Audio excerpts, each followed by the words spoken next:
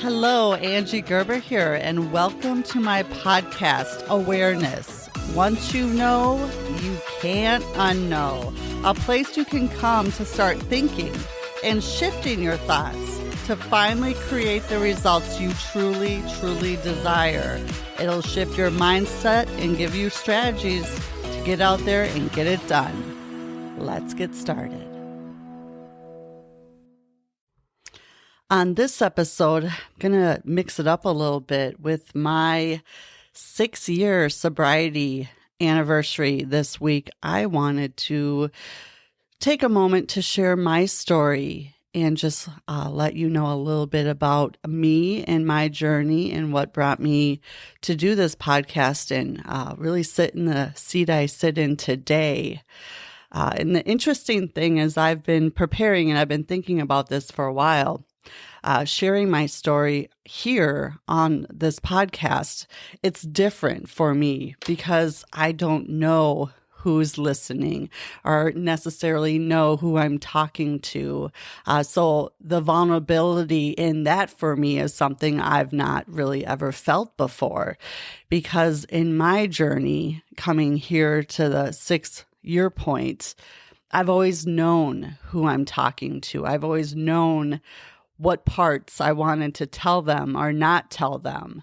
I've always known my audience, and whether I had 30 seconds, 30 minutes, 2.5 hours at lunch, it was all on my terms, kind of, if that makes sense. And it's interesting coming back to the spot, and it brings me back to where I was in the beginning, when at the 4-year mark, I actually was the first time I ever went public, quote unquote, and I made a post on Facebook, and it took me 4 years to get up the courage to do that. And the story behind doing that was in the beginning when I hit my rock bottom with alcohol. And I, within 6 months to a year, became someone I didn't recognize. It was like a switch flipped, and drinking was no longer an option or fun. It was a necessity. And all of a sudden, it controlled me. I didn't control it.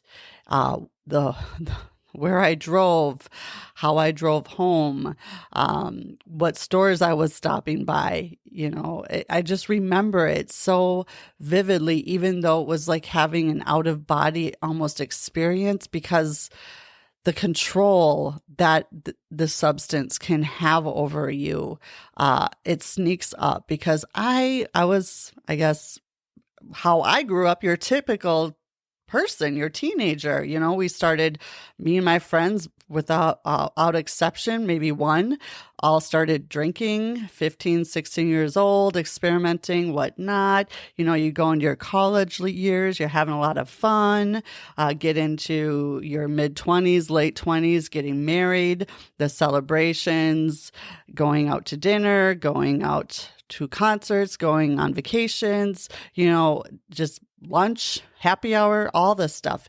It just was a way of life. And it was something that we just all did, and we did together. And it was fun. It's just what we did. I don't know if it's, obviously now talking to other women and getting to know different cultures. And it is truly a lot of just our society of what we've created here in America, and the onus and the, I guess, just focus that it's put on it.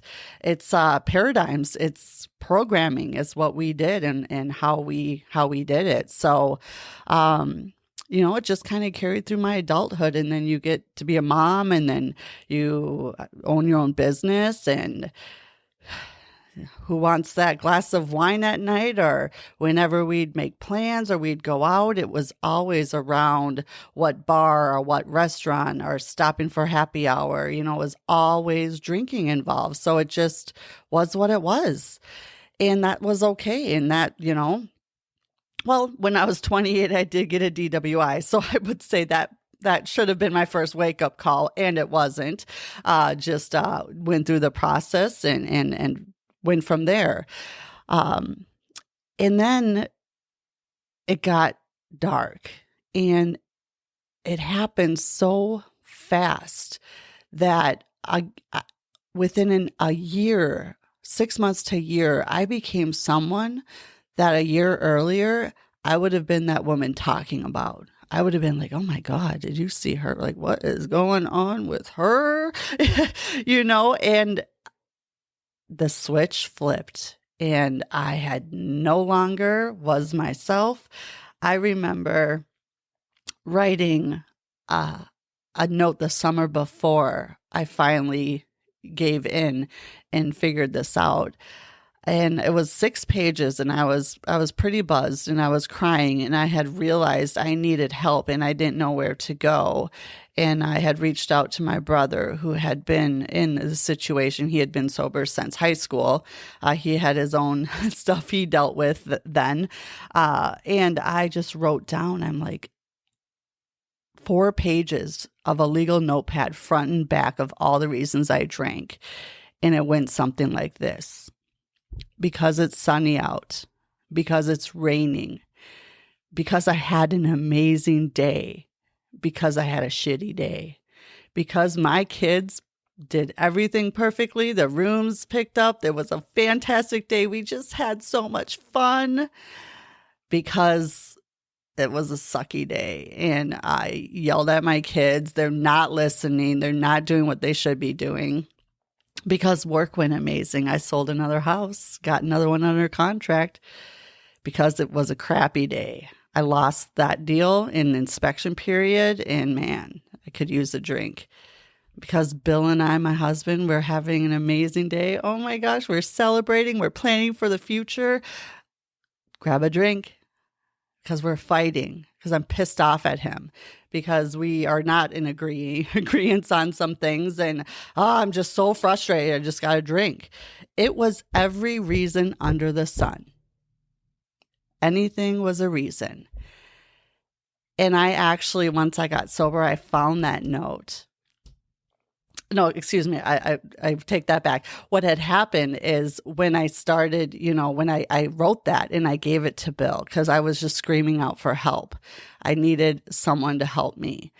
And at the same time, I got really scared, because I was like, well, what if he uses that against me? What if, so I found it and I hid it. But he had it, he had read it, and he had understand. And yeah, it took him, I had heard, I can't do this anymore from him. Multiple dozens, hundreds, I don't even know how many times, I can't do this anymore. Because the drinking, if I look back, it was always fun. It was weekends. It was when we went out, and then, it was twice a week.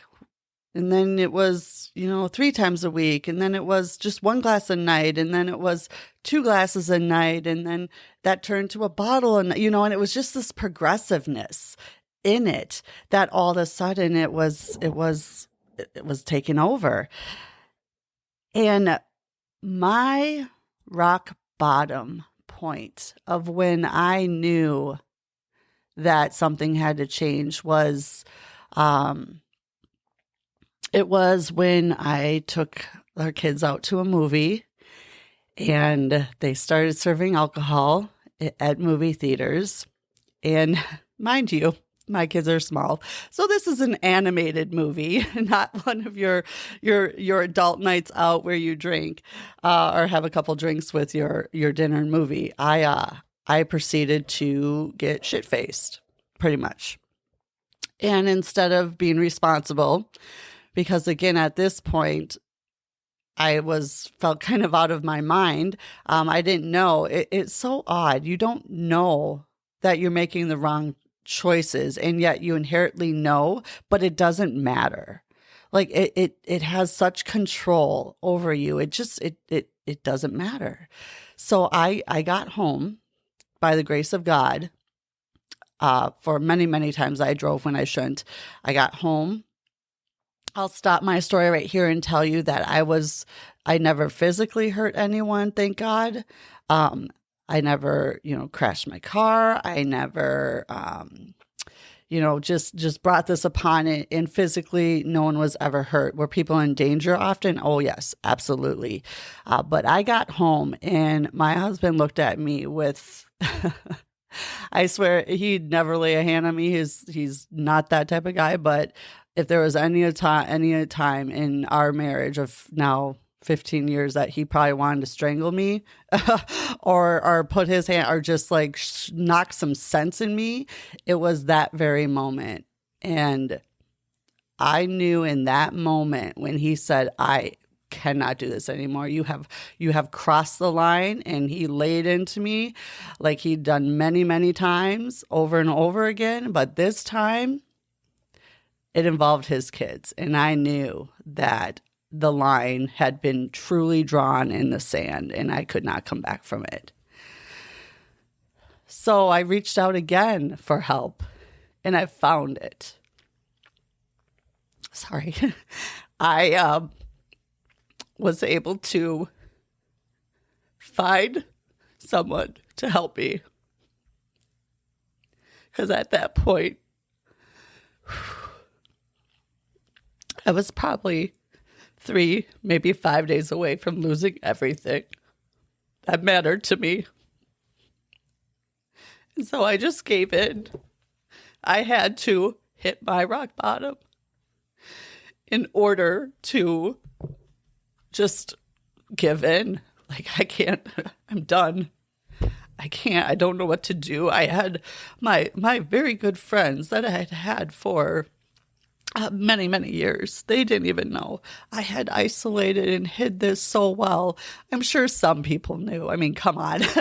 I was drunk most of the time by that point. So, but I had hidden it, or what I thought hidden it so well. You obviously can't hide it from your spouse because he knows me the best and I'm around him the most.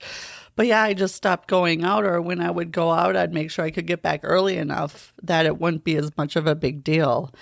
So I had isolated myself to the point where really no one really knew what was going on. And the first person I told was probably 3 months into my sobriety, because I had to prove, first and foremost, that I could do this, that I wasn't going to fail at this. And my first step was meeting one of my whole family's in recovery. And we've lived, obviously, in the Minnesota area our whole life. And so my mom connected me with someone that had helped my brother, 15 years, 20 years prior get sober. And so I met with her. And she said, okay, what we're going to do is you're going to go to a meeting a day for 90 days. And I did that. It was a noon meeting. And it was an amazing meeting. And it saved my life. And still no one knew. I was sneaking away every day for an hour at noon. It was perfect. It was around lunchtime. You could say you're taking lunch. So I went there. And I'll never remember it. I walked up. And they always have a greeter. And this guy greeted me. He's like, oh, hey. He's like, do I know you? Being funny. And it must have been the look on my face. He was just like, oh, no, I can't even imagine what the look like was on my face. And he's like, oh, okay. He's like, come on in. Trying to be really welcoming. And excuse me.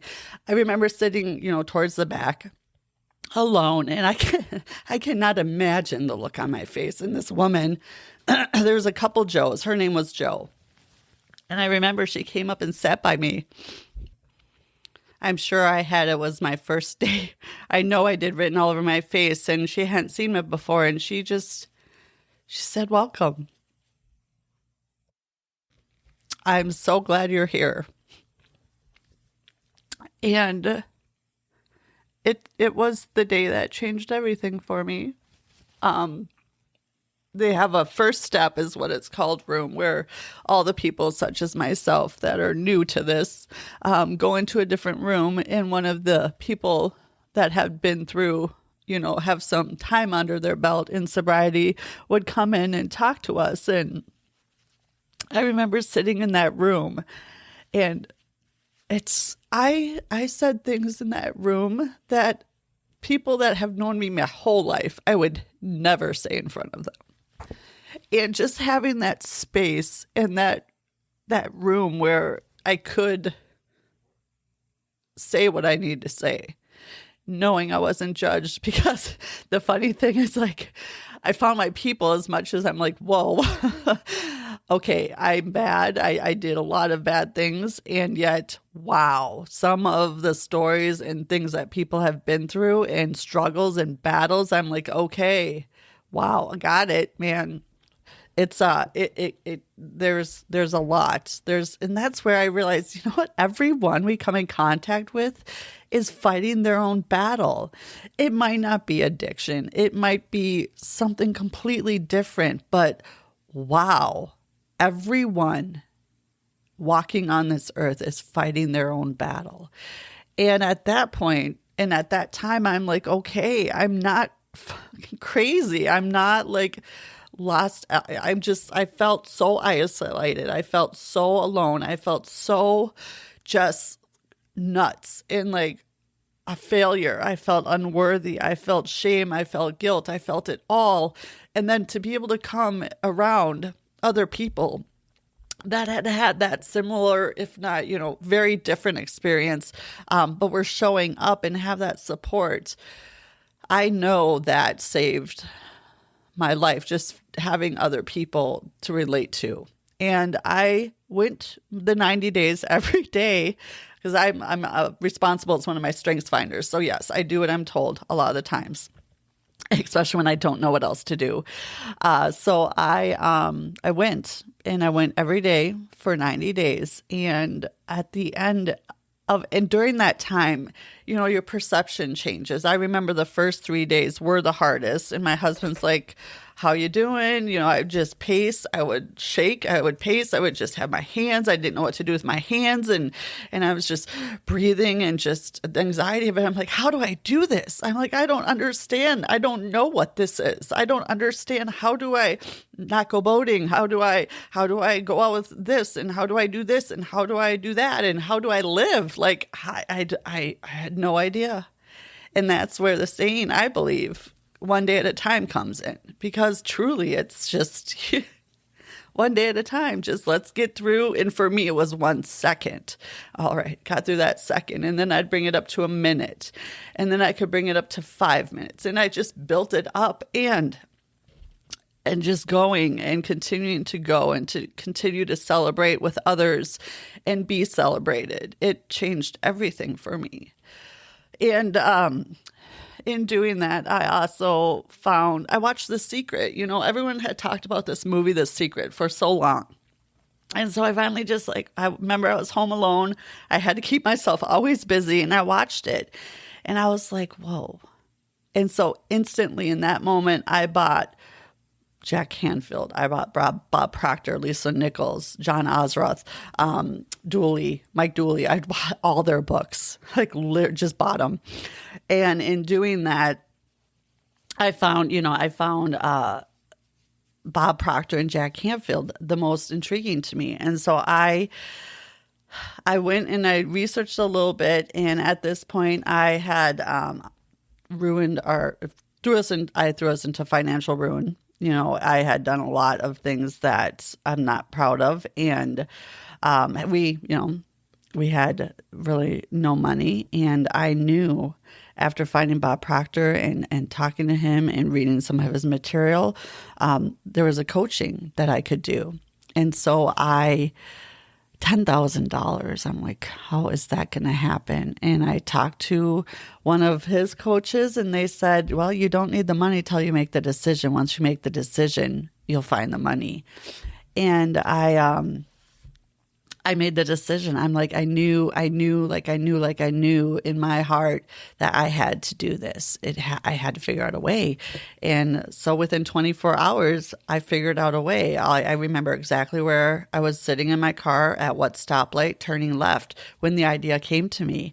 And I presented it to the person and they agreed. And I had the money and I started the next chapter in my life of what changed my life. And for a year straight, I went and I trained and I coached alongside Bob Proctor. And every night where I would usually be drinking and just, I replaced that. And this is what I learned. When you remove one habit, one bad habit or one paradigm, you need to replace it with something good. So I chose to replace it with coaching. And I went through this whole program. And it's amazing. So at the end of it, I knew without a doubt that this was my passion. I loved real estate. I loved selling it, and my passion and my ultimate desire to serve people at the highest level I could was to get them this information, because I truly did need a telescope to look back and to see who I once was. I learned so much from him, from his teachings, and it changed everything for me. And I knew at that moment that, this I had to get this into everyone's hands. And what I chose to do is listen to my imposter syndrome, or listen to my self-doubt, and okay, now I gotta go prove myself. So I spent tons of money. I hired different coaches, which was an amazing experience. I went and got certified to be a coach because you need a certification, I guess. I just had to be able to prove that I was worthy to be able to bring this information to other people. And through all of my coaching, through all of the, seminars, webinars, in person, all of the information I was gathering and just learning, it all scratched the surface. Nothing came close to what I had learned from my first mentor, Bob Proctor. Now, did I take amazing nuggets and pieces of information away from each of those? Absolutely. But I knew that truly nothing changes if nothing changes.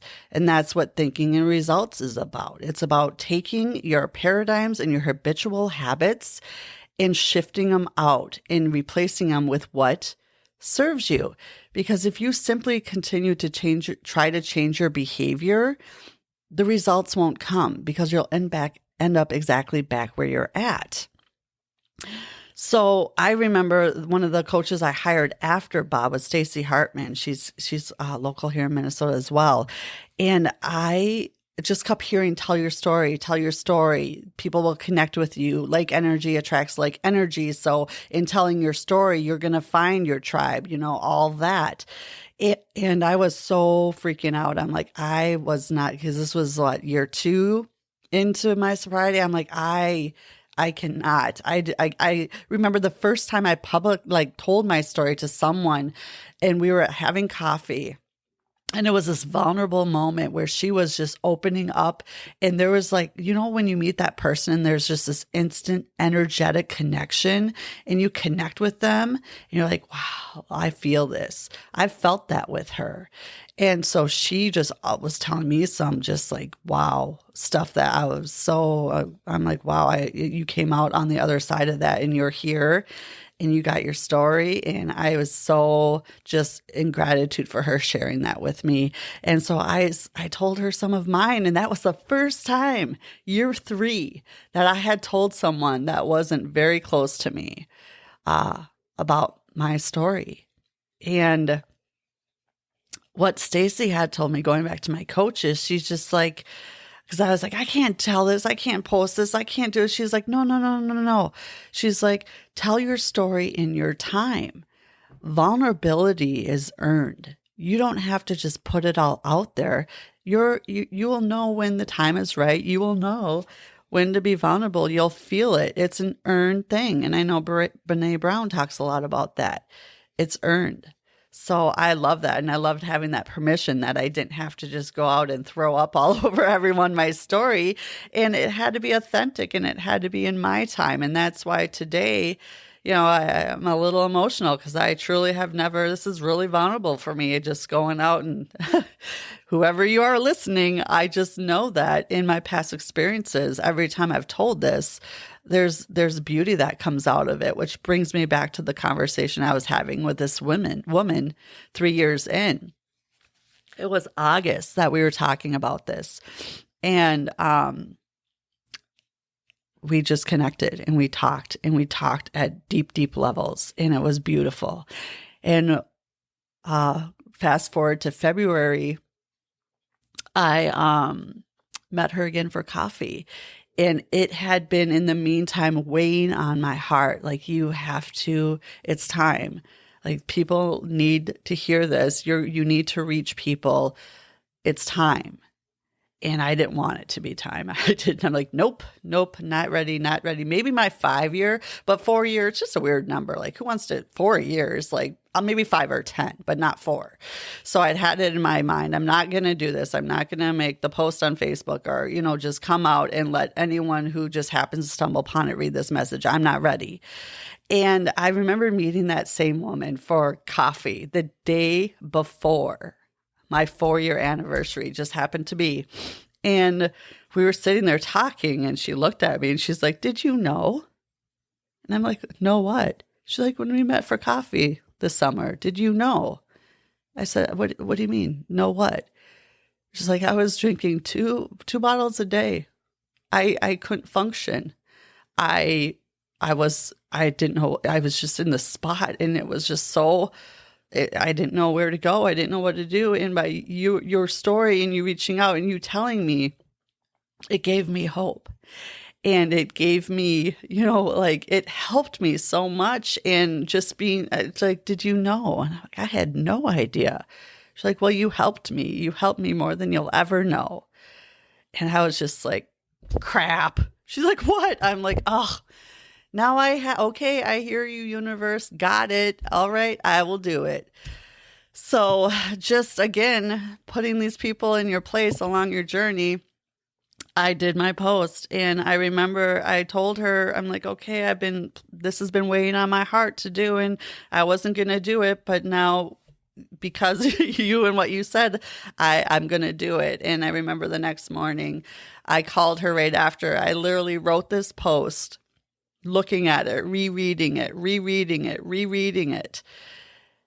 And then the anxiety happened. The don't do it, the paradigms, the voices, the everything.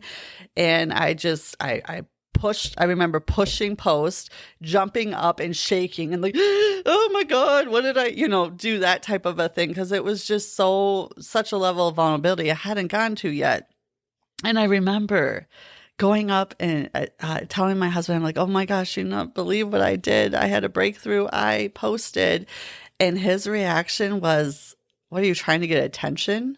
And it crushed me. I was like, oh, like dagger in the heart. Like, that was my last intention. And it just, it hurt. And I was so grateful in that very moment for the training and the coaching and the higher faculties, and just being able to respond versus react to that. Cause I used to be so reactive, and I worked through it. And I said, I was just like, no, and he's a very private person. So he's learning, as he has to with me, and doing this, that I'm putting stuff out there, and I respect him. And yet I need to do what I need to do for me. And I think he said that out of, protection for himself, because he just doesn't want our business or my business out there at that time.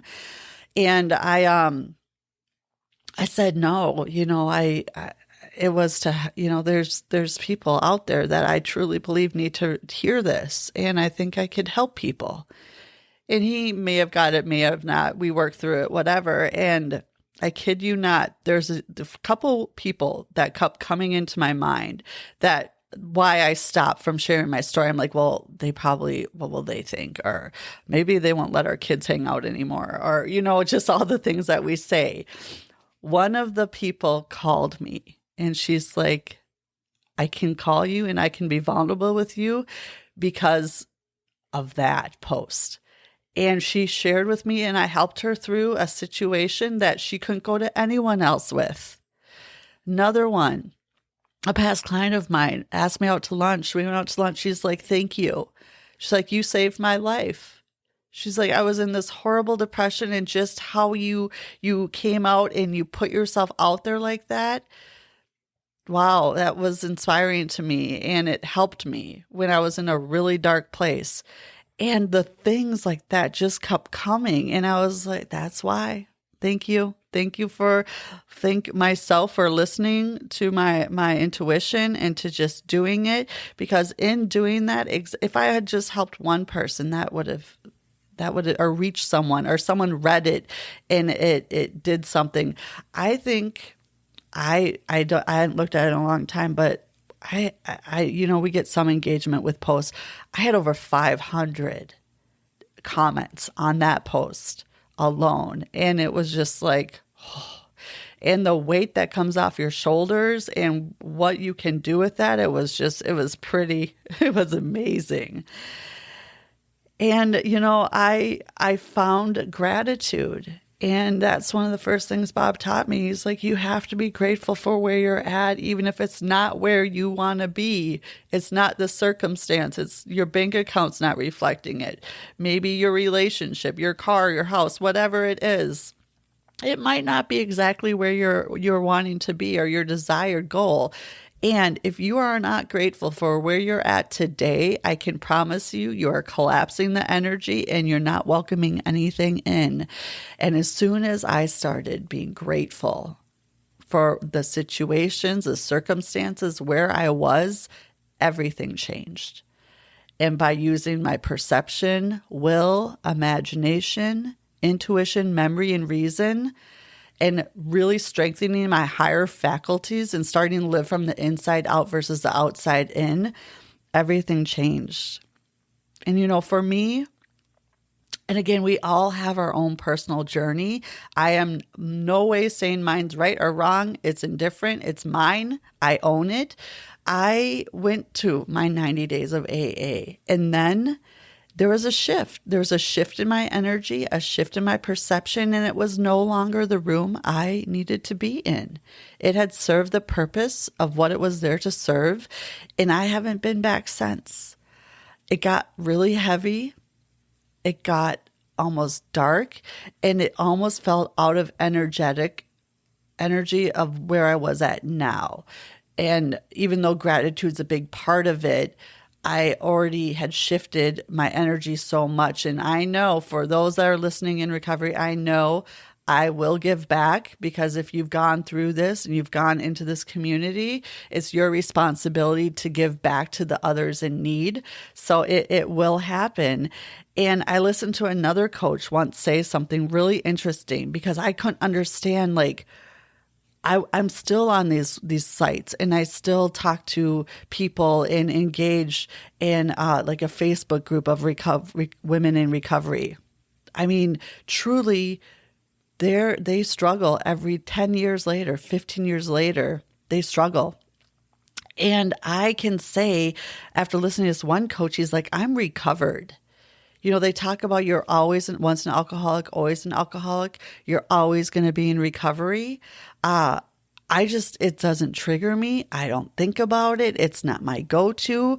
I just once in the last couple of years, that sun hit me just right, because in Minnesota, half the year it's freezing. So we love our patio time. And I don't know if it was a combination of where I was or the sun, or I smelt something, but it was just brought me back to being on a patio with a Blue Moon beer, just loving being outside in the sun. It's not that I wanted to go do it. It was just something that hit me. And I think that was probably the last time. That was a couple of years ago, that I was just it wasn't even a desire I had to go do it. It was just oh, I remember when, type thing. But other than that, it's not anything that I struggle with. So my question that keeps coming up that I ask myself is, can we be recovered? And my answer is yes. And at the same time, why it's always in recovery and you're never fully recovered. And I understand this. This is the power of addiction. And I saw it when I was there for that 90 days in AA. There had been people that had been sober for 25, 28 years. I remember both gentlemen. After 25 years, he went back out, they call it. I went back out. So he started drinking again, because after 25 years, you're sure to be able to control it. He's only going to have one here and there. It was a wedding or a celebration or whatever reason. The thing about recovery and why we are truly always in recovery, and if you understand this, is if you go back out, you will be exactly back to the same spot you were the day you stopped drinking very quickly. It could happen within a week or two. Maybe at the most, I heard it took a month, but it's always in there and it's just lingering below the surface. So if you feed it, you will wake that beast up and it will come out in full beast mode. And that's why, I believe, again, this is all my belief. Take what you will. You can agree, you can disagree, and that's perfectly fine. That is your prerogative and your choice. I'm recovered in the sense that I don't battle this. I don't fight it. It's not part of my life. It's not part of where my mind goes. I have so many tools. I have so many resources. I study this every day. I've chose to understand my mind and my thinking and switching up my programming that I always had since, our paradigms and our habitual behaviors and our programming have been there since we were 5 to 7 years old. So I've chose to switch it up. And knowing all along that where the powerlessness comes in this disease and many other things out there is that it's there and it's a part of me. And if I feed the beast will come and it will come with full vengeance. And I will be right back to that spot, my rock bottom, very, very quickly. So it's in the power of knowing and understanding this and really knowing myself good enough that it's not an option. You could not pay me enough. You could not give me the house I want, the vacation I want, the experiences I want. I've sat down and really thought what it would take for me to take another drink. And this might be as ridiculous as I said. The only thing that I could think of that would make me not even want to make me do it would be if it would stop someone I love from being hurt or killed. Like truly, it would have to be that. There's nothing else in this world or on this earth that's worth my sobriety and worth waking that beast up. So, well, that was about double the time I usually take. And I just, I wrote a couple notes of things I wanted to touch on today. And at the most, I just really wanted to, show up and see what came through. I'll probably talk a little bit more. Maybe there'll be more specific instances throughout our time together here, throughout this podcast. But I just wanted to, celebrate my 6 years. It's been an amazing journey. And if you or anyone you know of, if I can help, if they need to talk, it's everywhere. What I've known and what I've come to understand is someone. If it's not you know someone. This, especially if you're in the United States of America. And I know that I've looked at my stats. This podcast is in many countries. I don't know what your situation is or what your heritage is or what your culture's like. I do know here in America what it's like. And it is a billion, if not trillion-dollar business. And everything revolves, not everything, most everything can revolve around it.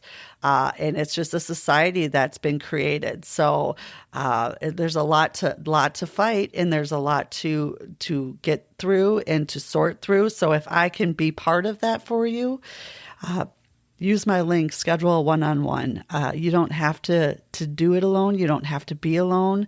The person doesn't have to. There are so many resources, and I've talked to many people who absolutely adore AA and love AA, and I love that for them. And I've talked to other people, it's not for them. So just know that there are people, there are resources, there are things out there. If you've tried something and it hasn't worked, there's more. There's beauty, and there's recovery, and there's beauty in recovery. And we can do hard things. I love that saying. We can do hard things.